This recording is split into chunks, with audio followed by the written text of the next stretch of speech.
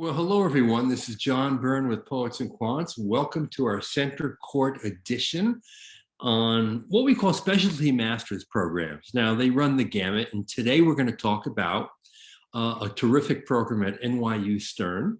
It was launched just before the pandemic. It's a 20-month-long program, and we have in the house, we have a current student who is a senior manager at Oneida, an expert in consumer marketing. We'll get to that. And we have Kim Korfman, who is not only the Vice Dean for Online Learning at NYU Stern and a professor of marketing, but also the academic of a director of the program we're going to talk about. And when I tell you the name of the program, don't think it's only for quants. Okay, it sounds very quanty and it could scare a lot of people, but Kim's going to get into this and tell you how friendly it is. It's an MS in Quantitative Management. Now, when I hear MS in Quantitative Management, I think, Kim, oh my God, I've got to be a math whiz. I've got to know calculus up the kazoo to even make a go at this. Disabuse me of that notion. Okay, with pleasure. So the MSQM does, I confess, because it is a unique program, does create some confusion. We have the word quantitative in the title because we believe that to be a successful manager or leader in today's business world, you need to be data savvy. You need to be an intelligent consumer of data. So what we did is we took the MBA core, it's essentially the MBA core, and added some analytics courses so that to help people become data savvy, intelligent users of data in making decisions as managers and leaders. So you do need to be able to do some math. You need some calculus, probably high school calculus is enough. We're going to teach you some statistics, but it's really from a much more managerial perspective. It's not an MS in business analytics. Yeah, the aim of the program is really to develop data literate managers and leaders, period, right? Exactly. Not quant jockeys in the back room. But in intelligent users of what the quant jockeys produce and exactly. Requesters of information from them. Now, I've heard you describe this program as more or less the MBA core plus a bunch of analytics courses. Is that really what it is? That's really what it is. In fact, when you finish the program, you have the option to go on to get a part-time MBA, and we count the MSQM as your MBA course, so you go on and just take electives. The other benefit of this, of course, is that you can take it from anywhere. Although there are 2 residencies, one at the beginning of the program and one a year in, and these are 4-day, week-long residencies in New York at NYU Stern School down in the Village. Mm-hmm. It's mainly an online program. You'll have weekly internet classes, and then a lot of the learning is, as people say in this field, asynchronous, which means you interact on video with and on boards with your classmates, right? Yeah. There is some video, there's always video. We have interactive exercises, discussion forums, problems, and all the usual homeworky type things. You have deliverable due dates, so you can do your work when you want to, as long as you get your stuff in on time. And then every week you have a live online interaction with your professor and your classmates. Now we have with us Lynn Chow, who is a senior manager at Oneida, the flatware company, actually the #1 brand of flatware in America. And she's really into consumer marketing, is an expert in the field, and has a really great resume. You can look her up on LinkedIn. It's very impressive. Lynn, tell me why you decided to take the course. Sure. Well, I grew up in CPG brand management and sales account management, which sounds a little qualitative. And I, didn't necessarily need to get a business degree in graduate school to survive, because I'd already kicked off a CPG career. But over time, I realized I really missed the energy of learning in a school environment, because you're always around people who are excited and passionate, and everyone's got hopes and dreams. And I wanted to round my profile out a little bit, because I sounded kind of qualitative, but I really wanted to set myself up to be a great country general manager or get myself to the C-suite someday. But, in those jobs that sounded qualitative, like marketing or sales, there's actually a lot of weight in quantitative reasoning. There's quite a bit of weight in, solving problems with math. I like to say that there's nothing in the world that cannot be solved with math. And I wanted to become more data literate, not just in marketing and sales, but in all those other functions that I'm going to need in order to be, again, a great general manager. And that's why I chose the MSQM specifically, because I liked that it wasn't a completely specialized biz analytics degree. I liked that we're looking at general management through the lens of data and through the lens of making those decisions with data. And I'm sure you can attest to the fact that increasingly the overwhelming amounts of data is making this a necessity. In other words, you can't be an effective leader today without a full grasp of how to use the information in front of you to make better decisions. Absolutely. And I'm seeing that a lot in the marketplace too. There's a wealth of data that exists, but many companies don't know what to do with it. Many managers don't know what to do with it. And that's, where you come in, right? You have to interpret that data. You have to not just interpret it, but also come up with the implications of what should I do based off of the information that's in front of me. Now, Lynn, what was your undergraduate major? So I did a BCom, which I don't think exists in the US. It's a Bachelor of Commerce in International Management, where I focused. It was a specialist degree. So it was a lot of business core, and then on top of that, courses that focused on an area of the world. So that, one day you might do business with that area of the world. I focused on East Asia, so I had to take East Asian history, language courses, and then on top of that, management in Asia, cross-cultural organization, cross-cultural management from McGill University. It was a great time. Great. That's right, in Canada. Mm-hmm. Now, Kim, how representative is Lynn as a member of the class? Give us a sense of the class profile. Who is signing up and enrolling and going through the program? Well, Lynn is representative in that she adds to our diversity because we have an incredibly diverse class.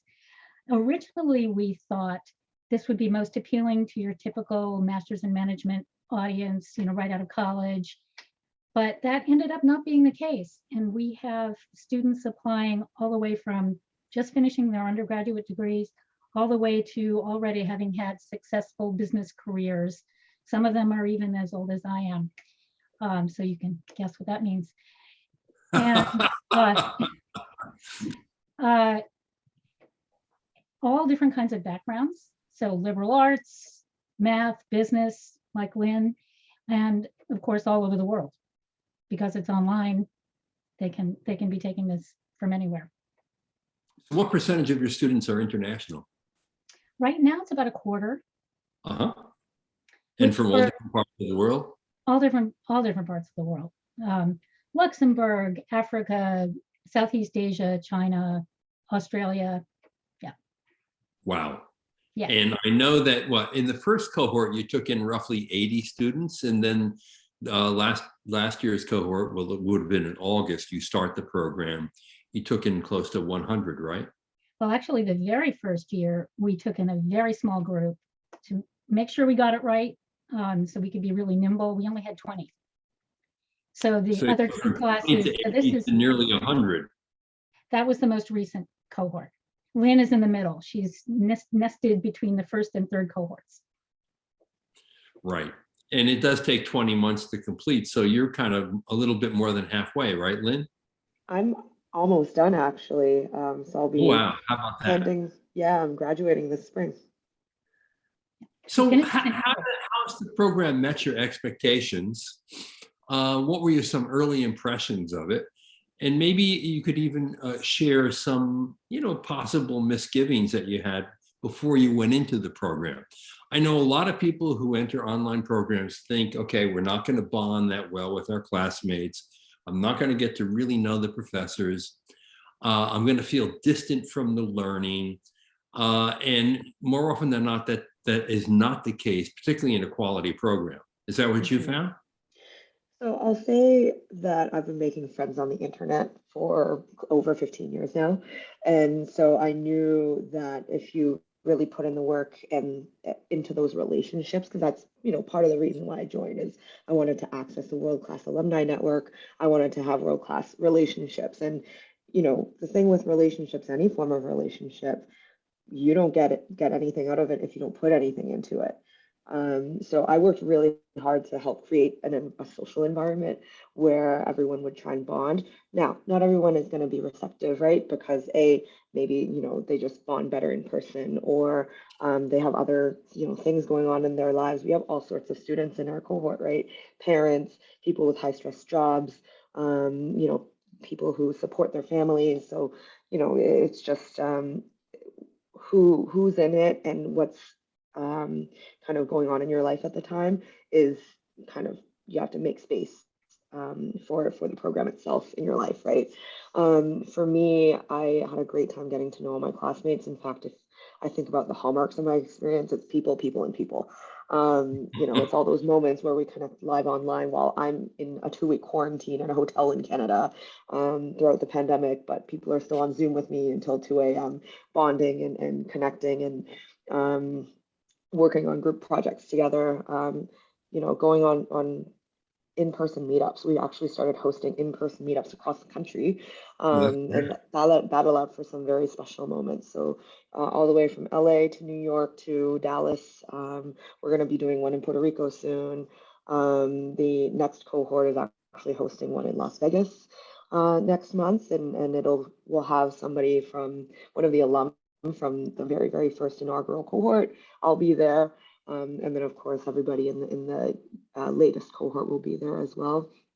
So just a lot of really special moments there. I'd say. Are these meetups self-organized, or are they organized by the school?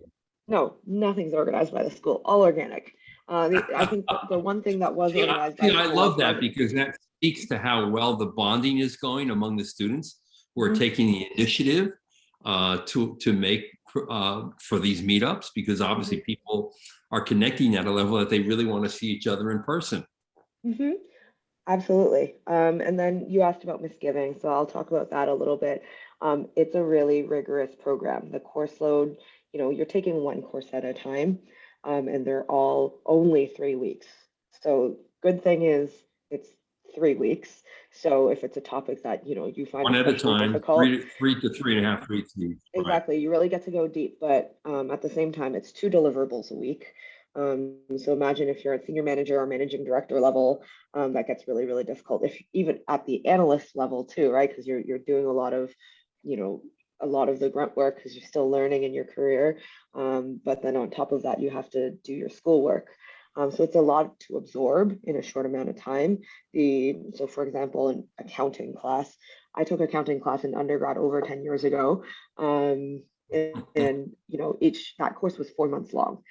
In MSQM, it was 3 weeks long. So imagine learning that amount of material in that short, concentrated period of time. It's a short burst, which is kind of fun because, by the time you get to the next course, the administration has done a really good job of designing when you take each course, because at some point in a later course, you start making connections back to a previous course that you took.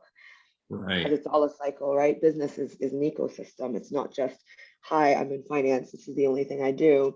Well, finance and marketing actually have a lot of things in common, right? If you're a portfolio manager designing a portfolio of stocks, for example, or some other kind of securities, it's no different from a marketing manager designing a portfolio of products. So you don't start making those connections if you're taking courses very far apart. So it's very, very cool because you start seeing those connections when you're taking courses very quickly. Yeah. No, I mean, also the great thing is if you find it very difficult, don't worry, it's over in 3 weeks. It's like a Band-Aid, you just rip it off. I love that. Yeah. Now, I don't want to scare people off. It's not like, every course is going to be super difficult for you. Different people find different things difficult, and different people find other things a little easier based on your background, right? So for me, because my background is in marketing, it's in sales, kind of that type of general management, stuff like customer insights came more naturally to me. Marketing came more naturally to me because that's what I've done for a living for, since 2004. And I'm sure your team relied on those insights in these experiences, right? Absolutely. But then you can also learn from somebody else who, has grown up in investment banking, right? And for them, finance is like, oh yeah, I did this I've been doing this for 20 years. It's easy. Or someone who's already a database administrator, they already know how to do SQL.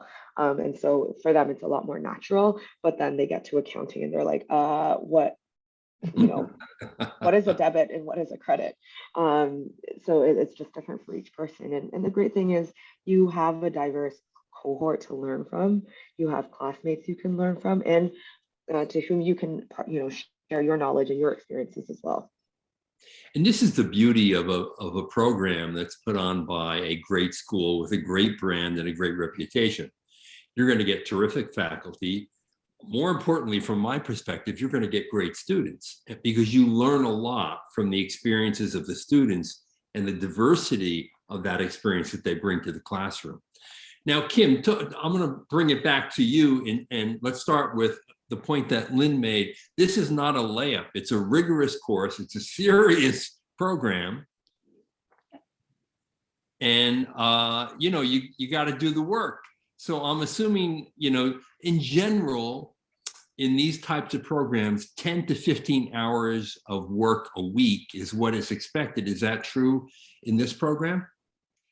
I would say it is, but there's so much variation depending on the kinds of things that Lynn was talking about. Depends on your background, your aptitudes, things you find easier or harder. Also how motivated you are to learn the subject, because you can put a lot into it or you can put just enough. So there is huge variation, and not only from one person to the next, from one course to the next for a specific person. Right. I would think that a quant course for a poet, you would be spending double the time that you would in a non-quanti course, like strategy or leadership or marketing, even though I'm sure you're teaching marketing from a data perspective in this program. Yeah, and that's why we look not only for aptitude and some kind of evidence that someone can handle, the quantitative aspects, they're, verbally strong, they're analytical in general, but also that they understand the program, what's demanded, and are really committed to it. Because you do have to, I guess this is true of any part-time MBA program or master's program, a working professional program, is you need to make quite a bit of space for it in your life. It's not a small commitment. Can you speak to the other point that Lynn made about the sequence of the courses? So every course is 3 to 3.5 weeks long. You only take one course at a time, so it's very concentrated. You'll have weekly live internet classes. What thought was given to that sequence in the structure of the program? Oh, bring us into the NYU Stern faculty corridors where you guys put together this program. Well, I actually have a spreadsheet that the faculty in the program and I created together over quite a bit of time, sequencing things to make sure that all prerequisite knowledge was presented or acquired before the course that needs it. There are a few modules that are movable, and so occasionally we move things around, because faculty won't be available, that kind of thing. But we always preserve, for example, you really need to have the statistics courses before you get to the analytics courses, before you get to finance. You need to have accounting before you get to finance. You need basically everything before you get to strategy. So there are certain chunks that we don't violate the order of. And we should point out that this is a lockstep program, and that means that every program is taking as a cohort that goes one after the other. There are no electives in this program, right? No electives. What we Okay. did is we took half of an MBA program, essentially, all of the core, and then the leftover credits, we focused on the analytics content. What are some of the names of those analytic courses? There's a database course. Well, you start out with probability and statistics and statistical modeling. Those are the first two. You do those right at the beginning, right after your R course, R programming for data. So that's 3 right at the beginning. Then you have a database course and later on a predictive analytics course. And that's the set. Is there a capstone of one kind or another? Well, our strategy courses are very much a capstone. I don't know, Lynn, do you want to say how our strategy courses pulled some of those things together? Yeah, so I'm actually taking business strategy now, and my last course will be corporate strategy. I found even in my undergrad where if you end with strategy, that's where you're putting all of the puzzle pieces together, right? Once you kind of learn the specifics, then strategy kind of allows you to pull it all together in a nice package. And it's similar to how you go in your career, right? Think about when you're starting off in a career, any career, you're going to start off with learning how to do something first, right? Learning, say, at the very bottom, on a micro level, how to do something, and then gradually you learn and you raise up the ranks. You become a manager. You manage a portfolio, for example, and then gradually your portfolio becomes bigger. You might move over and become cross-functional and go to a different function. But then after you do that, you rise and become a director. And then after that, you kind of become a country general manager or a country VP. Then you switch to a different country and then you manage a region around the globe. So it's the same idea, right? You're learning specifics. And then near the end, as you reach kind of like maybe the pinnacle of your career, you're becoming a general manager, you're a CEO, you're a C-suite person where you're not just concerned with one piece of the puzzle, you're concerned with the whole picture, the whole forest, not just the one tree. And so the courses build up to that integrated piece of the puzzle with the strategy courses. That's exactly it. You got it. Now, I know we've been through, obviously, a pandemic that is diminishing finally, but it has lingered for a long time. Throughout the course of your time in the program, have you been able to avail yourself of one of the residencies? Yeah. So, for us, we had 2 residencies built in. In my cohort, our first residency had to move online. So unfortunately, we didn't get the chance to have all those special moments together where the whole class is going out together for dinner and having those kind of special relationship building moments. But, still having to pressure cook yourselves into kind of working on a group project online over a weekend, it still allows you to have some form of bonding. Then in August, we were able to have our second residency in person. Oh my gosh, it was so special. We're Tell us going out to about dinner. that. Yeah. What was it like to come together? You've been in the program for a year, Mm-hmm. and now you're finally meeting your classmates for the first time, and you're Yes. doing it in the world's greatest city, New York, in a fabulous place, the Village, which is Mm-hmm. terrific to explore. So what was it like? It very magical. It's just magical. It was August in New York City, so it's super hot. Everyone's sweating. Yeah. Nobody has any sleep because we're all, out having dinner and doing our homework and, working on a group project or, getting ourselves ready, preparing for a negotiation the next day. We took 2 courses at the same time while we were there, negotiation as well as kind of professional ethics. And that was, really cool to do that. It made me feel more connected to the school as well. I felt like I could finally wear my NYU Stern t-shirt and I could finally wear my Stern regalia after having taken, 2 courses on campus. It was really, really special. And, you're out until late with all of your MSQM family, or as MSQMers, as we call ourselves. It was just really nice to actually finally meet each other. And it was kind of interesting the first time you show up, because you look at each other and you go, wait, you're Lynn? You're way shorter than I imagined you were. Or, wow, I didn't think that you were going to be like 6'5". So it was just kind of really cool. We'd only I seen each bet other you on there were a camera. lot of hugs and a lot of smiles. Lots of hugs, lots of smiles. There may or may not have been a karaoke night. You know, I plead the fifth on that one. Okay, we know you did it. I just wonder what song you excelled at. There were multiple. There were multiple. Now, Kim, obviously, the program is for generally fully employed people because it's part-time. But I wonder what kind of career support does the school provide? And do you intend to see people using the program to make career transitions of any kind? The Stern has a department called the Career Center for Working Professionals, Yep. which is a resource for all of our working professional students and all of our alumni, regardless of which program they graduated from.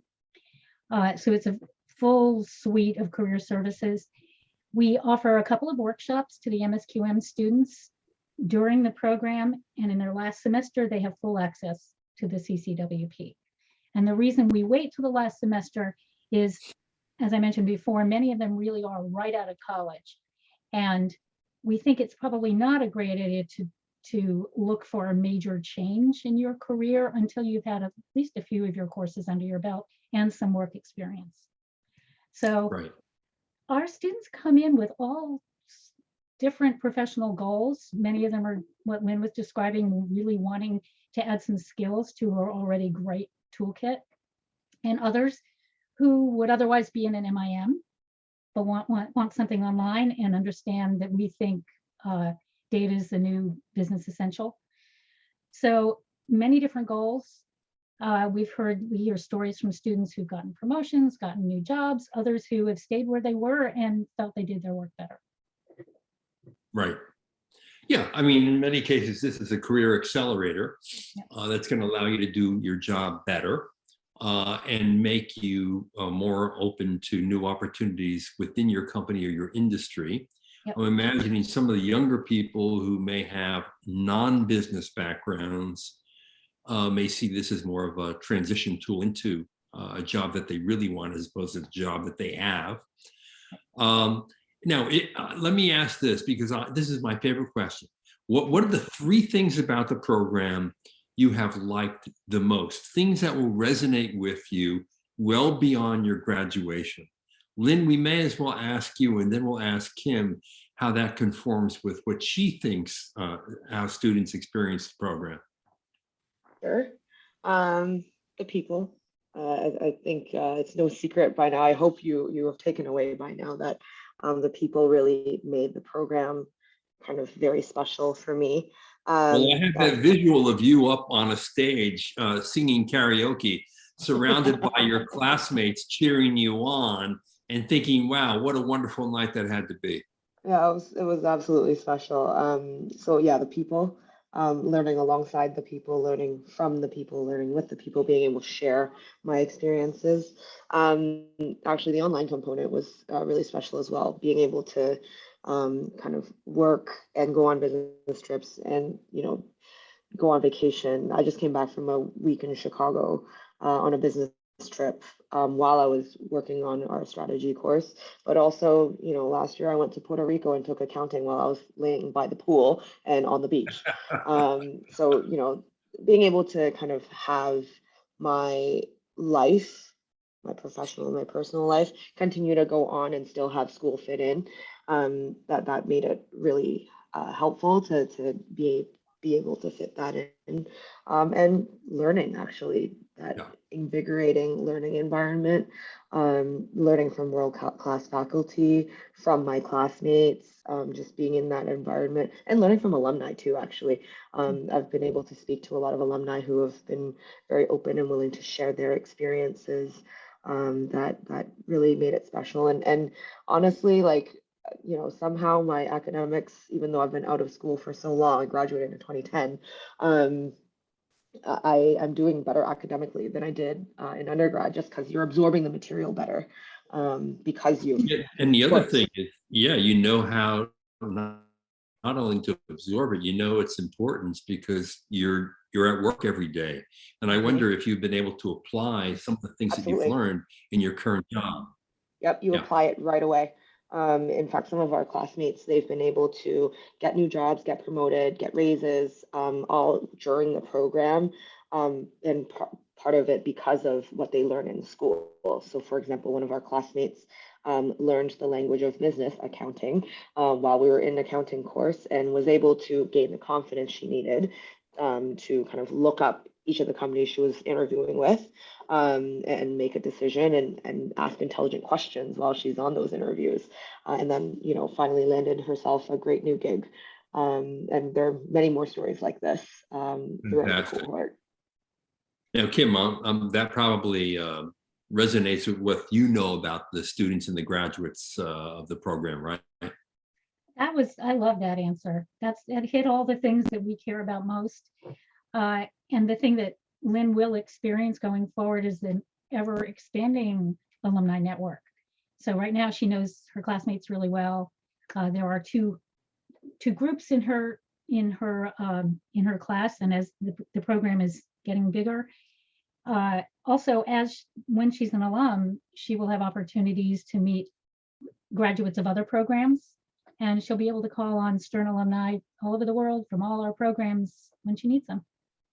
You know what, the beautiful thing is you're able to do that while you're still a student. I actually became friends with someone in the executive MBA program at Stern who also lives in Columbus, Ohio, where I live, Oh, wow. and all while you're a student. And it's really great that all the alumni are willing to pay it forward, while you're still a student, and not wait until you're an alum, and nobody's kind of apprehensive to responding to you just because you're not in the same program as they were. Great. Well, we have already run out of time. I mean, I could ask a ton more questions, to be honest. I will point out the GMAT is optional in this case, right, Kim? So you can apply without having to sit for that standardized test, but you do need to demonstrate and give admissions confidence that you can handle the calculus, the quant work that you're going to have in the program, which is essential because obviously NYU wants you to succeed in it. What are the other admission requirements, Kim? Obviously, some quantitative aptitude and a little bit of background are important, but also the verbal skills and the reasoning just as important. And those are all things that, at least in theory, the GMAT, GRE, EA all measure. And many of our applicants no longer submit those scores. So you need to be serious about showing both in how you express yourself and how you describe your experience, either in school or preferably at work, how demonstrating your quantitative and reasoning skills and writing skills through how you present yourself in your application. Terrific. So for anyone out there who wants to know more about the program, go to NYU Stern's website for sure. Yep. Kim, I don't know if you entertain telephone calls or emails occasionally about the program from would-be applicants or actual applicants. You can reach our experts who love to interact with prospective applicants at online msqm@stern.nyu.edu. And if you forget that email address, it's on our website. They love to talk to people. They like to email. They like to talk. They like, yeah. Also, feel free to reach out to a current student or an alum. There you go. Lynn is on LinkedIn. Look her up. She's got a great resume. Very impressive. She's had a great career so far, and I am certain that with this program, she's even going to have a better career in the future, if that's even possible. Absolutely. All right. Hey, there's always room for improvement, John. Kim and Lynn, thank you so much for joining us today. And I hope all of you out there have gotten a really good taste for what this program can do, what it's all about, how it can improve your career, in your professional life, and your thinking about how to use data at work and use it more effectively as a manager and leader. This is John Byrne with Poets and Quants. Thanks for joining us.